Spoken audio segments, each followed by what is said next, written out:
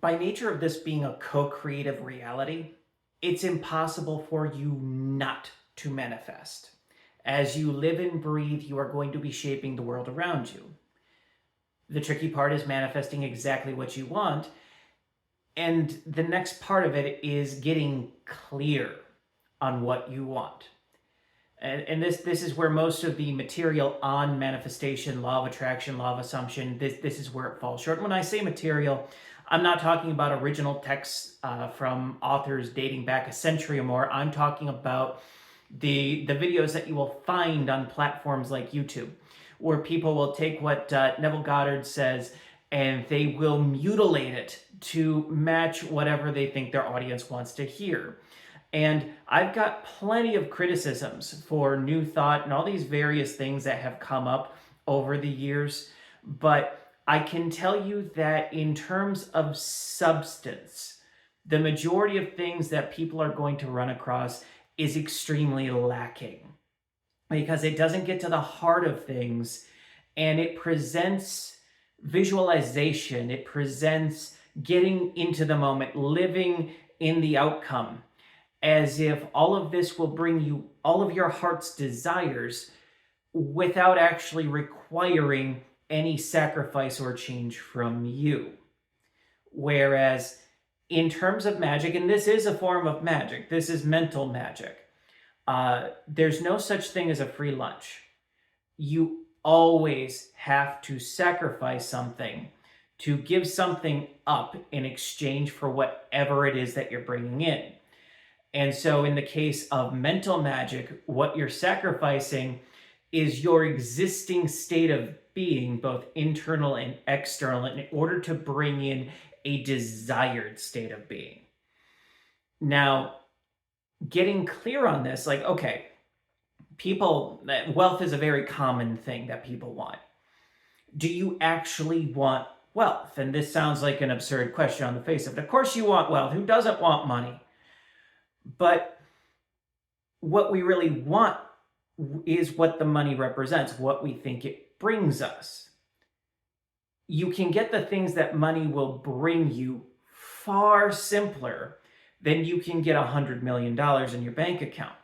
Doesn't matter how much you expand your mindset and break down limiting beliefs. It's very unlikely that unless you are destined to have a ton of money, or you are extremely lucky, that you're going to get $100 million lottery ticket tomorrow. And so envisioning yourself with all of these nice cars, with very beautiful people surrounding you, with a gigantic house, that's great, but what does it actually represent? Does it represent security? Because if the thing you're trying to manifest is security, it's going to be difficult to break out of your existing circumstances.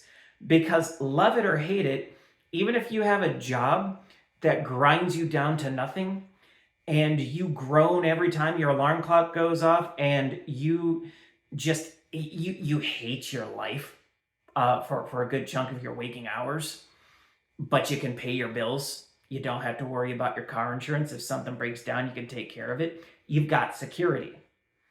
You may not have a ton of money in the bank. You may not be able to cope with particular emergencies, but you've got a sense of security. And if you're after status, if that's the reason that wealth appeals to you, well, there's a lot of ways to fake status. And there's also a lot of things that you can do which signal wealth to the outside world that puts you under a mountain of debt. There's a lot of people driving nice cars, an asset that's depreciating the moment that you drive it off the lot, by the way, that they can't afford on the income that they're currently making.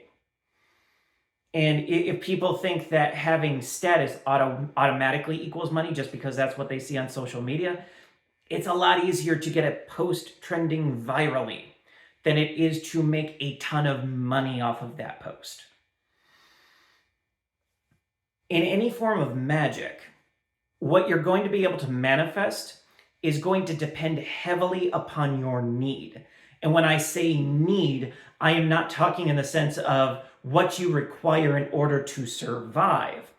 I am saying need as in what you require to bring your vision into being. And more than likely, what you're able to manifest through magic is going to depend partly on your dharma. So when I say that, when I say that as an example, okay, I'm in my 30s. I've been overweight for a good chunk of my life. I'm under 6 feet tall. I can manifest until the cows come home. I am never going to be a professional basketball player at this point in my life. It doesn't matter how much energy I throw behind it. If I try that, maybe something really wild will happen and I'll become some kind of basketball esports champion. But it's outside the realm of possibility from where I'm currently sitting. It's also outside the realm of what I desire, but let's go with it. Let's say that I am delusional enough to think that that would be a viable goal for me. So what I'm going to be able to manifest is it's going to tie into my talents. It's going to tie into my proclivities. It's going to tie into my potentials, which are all related to my purpose for being alive.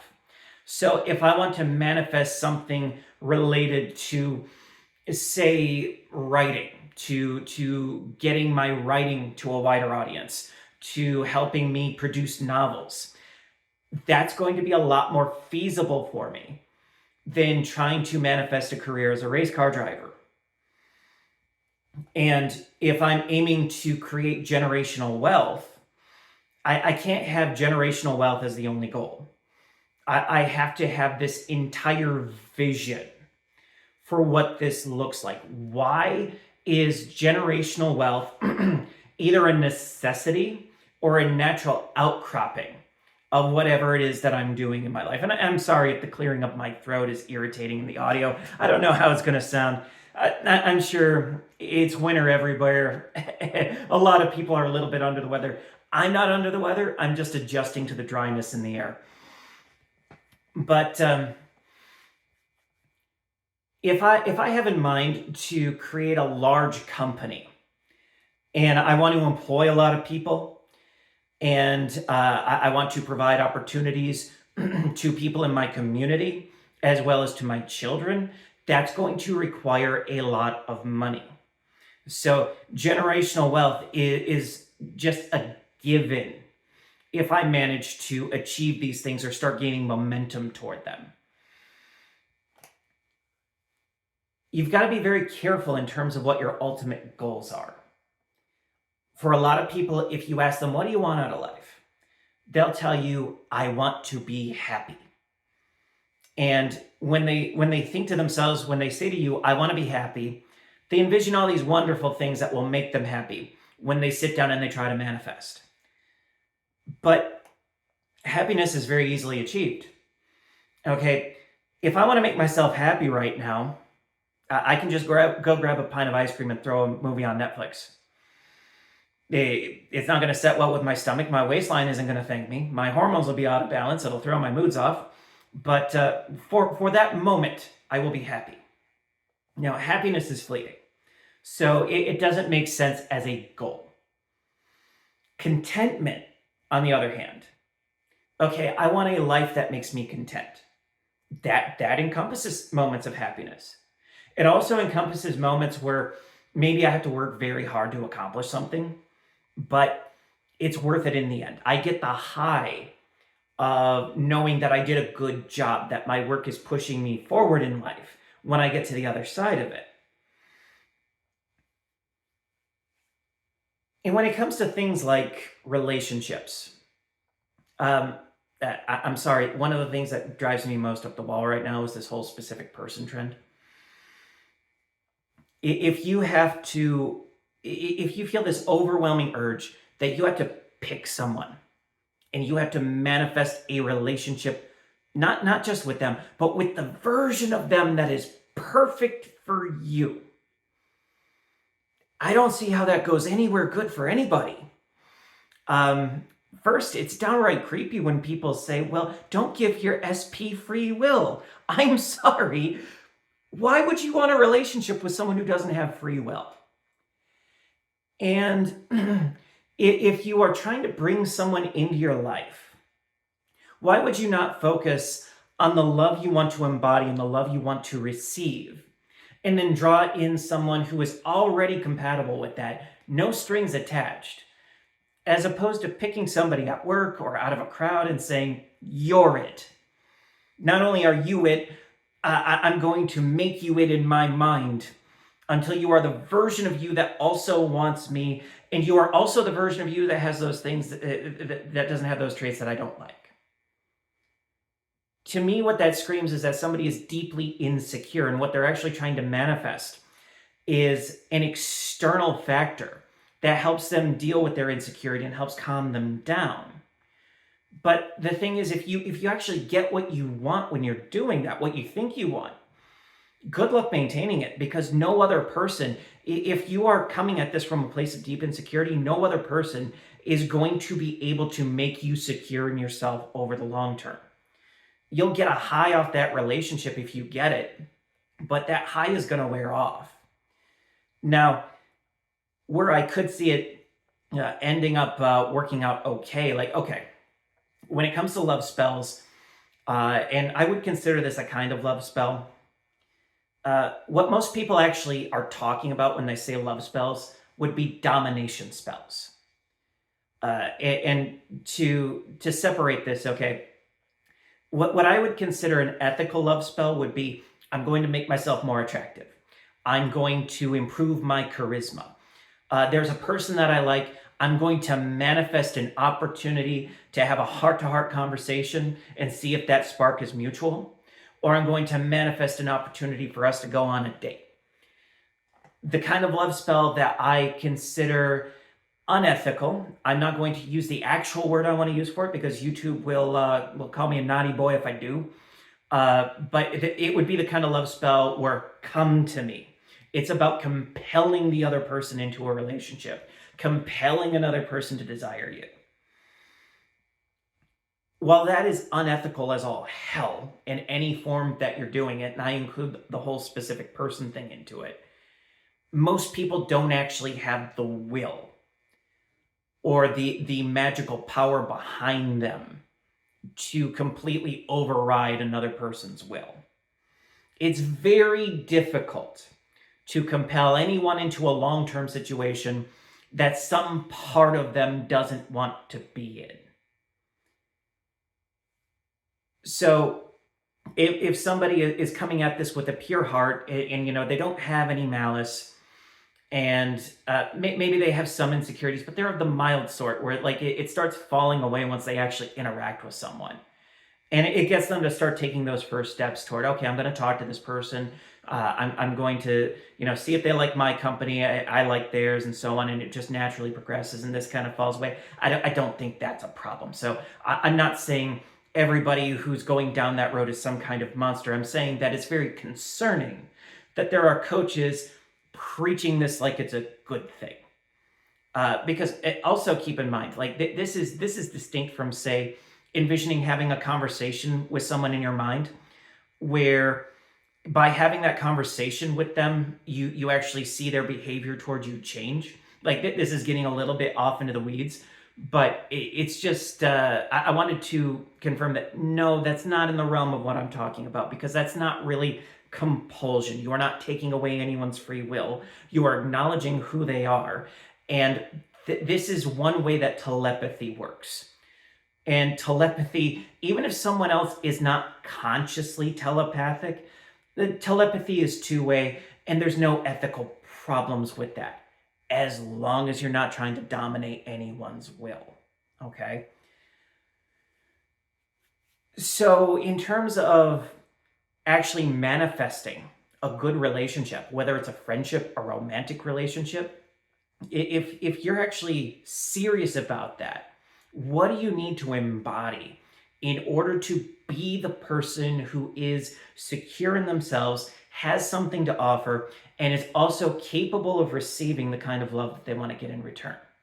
Because if you're approaching it from the angle of, I have to be thinking about this person as my specific person, acting exactly how I want them to act, and so on and so forth, in order to get what I want out of a relationship, like that's an unhealthy relationship with yourself. And nothing short of fixing that is going to get you any kind of worthwhile bond with other people. I'm going to include a link to an article that I wrote a long time ago. I think this month I'm going to focus on getting articles written for the upcoming year. And this is a good time to reuse some old material that I have that is that's more than it's great material. It's good for what I do currently, and it's not currently published anywhere. So I wrote an article titled something like The Art of Manifestation. And I'm going to link to that below. And in that, I talk about how practically anything is possible, but you have to be willing to go far enough to get what you want if you're serious about it. And that entails getting clear on what you actually want. If you can get clear on what you actually want, and you are willing to change according to it, the world is your oyster. But if you are always imagining things in your head and coming up with good feelings, well, okay, if what you want is to feel good, when you get down to it, when you're being completely honest, the time you spend thinking about these things, that is your manifestation, because you're getting the dopamine hit from the visualization. If you're doing it right, if you're doing visualization correctly, you will get a dopamine hit from it, but that dopamine hit is going to connect to actions that you take in the real world and changes that are happening within you that make those actions more and more and more instinctive. Because what you want is becoming an extension of you, and you are becoming an extension of it as you are shaping your own world within and around you. That's the real magic of manifestation. And that is something that gets lost in all of this shallow BS that is peddled by people who feel like they are at the top of MLMs and get-rich-quick schemes, who are telling you how to get rich by telling other people how to get rich. If you found that video informative, go ahead and leave a like below. If you haven't subscribed, go ahead and subscribe. Send this to anybody you think would find it useful. And if you're looking for my articles and my services, you can find that in the links down below. In my link tree, you can find any socials I have.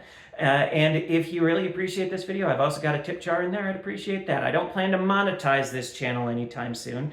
And I'll say flat out, if I ever do monetize it and you decide to use an ad blocker, I completely approve of it, okay? Just because I decide to play the YouTube game, or might decide to play the YouTube game someday, that doesn't mean that I think that you should sit through BS ads. And frankly, I hate Google. So if you can help destroy Google faster so that we can all move on to better platforms, I'm here for it. But yeah, with that out of the way, it was great talking to you guys, and I look forward to the next video.